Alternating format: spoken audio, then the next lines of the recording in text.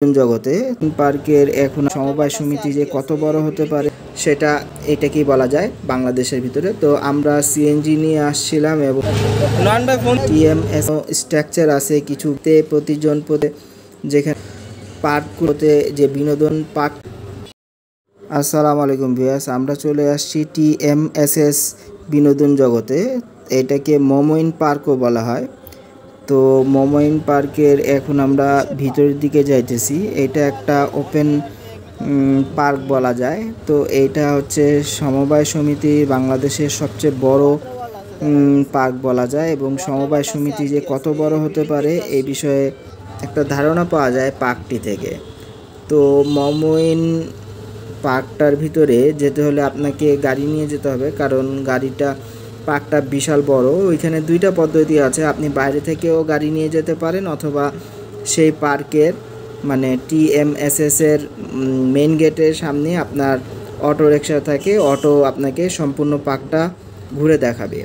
তো এই প্লেসটা কয়েকশো একরের জায়গা নিয়ে একটা পার্ক গড়ে উঠেছে। তো সমবায় সমিতির সবচেয়ে বড় যে সংস্থা সেটা এটাকেই বলা যায় বাংলাদেশের ভিতরে। তো আমরা সিএনজি নিয়ে আসছিলাম এবং টিএমএসএসে প্রবেশ করি। আমাদের টিকিট নিয়েছিল 5 জনের জন্য টিকিট কাটতে হয়েছিল। তো নয়ন ভাই ফোন দিছিল তো একটু আগে। টিএমএসএস পার্কটা মোমো পার্ক নামে পরিচিত।